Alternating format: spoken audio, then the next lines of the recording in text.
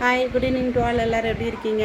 இப்போமே முருங்கைக்கீரை பொரியல் செஞ்சதெல்லாம் சாப்பிட்ருப்பீங்க. இன்றைக்கி முருங்கைக்கீரையில் குழம்பு எப்படி செய்கிறதுன்னு சொல்லிட்டு இந்த வீடியோவில் பார்க்கலாங்க. வாங்க வீடியோக்குள்ளே போகலாம்.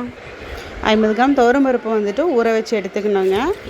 அது கூடவே வந்துட்டு ஒரு மூடி தேங்காய், 4 பல்லு பூண்டு, கருவேப்பிலை கொஞ்சமாக, சின்ன வெங்காயம் வந்துட்டு பச்சையாங்க. இது எல்லாமே நம்ம பச்சையாக தான் பச்சை சில வரைச்சதை நம்ம வைக்க போகிறோம். கூடவே சீரகம் வந்து 2 ஸ்பூனுங்க, மஞ்சத்தூள், கல்லுப்பு போட்டுக்கணும். வரமிளகா வந்துட்டு உங்களுக்கு காரத்துக்கு தகுந்த மாதிரி போட்டுக்கோங்க. நான் ஃபஸ்ட்டு மறந்துட்டேன், அப்புறம் தான் யோசிச்சு அச்சோ என்னமோ மறந்துட்டுமேன்ட்டு அப்போ எகைன் வந்து நான் ஆட் பண்ணியிருக்கேன்.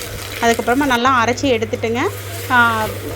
வானலியில் வந்துட்டு எண்ணெய் ஊற்றி தேங்காய் எண்ணெய் ஊற்றிட்டிங்கன்னா இன்னும் வந்து டேஸ்ட்டு கொஞ்சம் ஜாஸ்தியாக இருக்கும். தேங்காய் எண்ணெய் ஊற்றி கடுகு போட்டு சின்ன வெங்காயம் போட்டு தாளிச்சிட்டு கருவேப்பிலை எல்லாம் போட்டு தாளிச்சிட்டுங்க. அதுக்கப்புறம் அந்த மசாலா ஊற்றி நல்லா வந்துட்டு 2-3 கொதி வர வரைக்கும் நல்லா மசால் வந்து வேக விடணுங்க. மசால் வந்து நல்லா கொதி வந்ததையுமே பார்த்துட்டிங்கன்னா கமகமன்னு ஒரு வாசனை பாருங்க, அவ்வளோ அட்டகாசமாக இருக்கும்.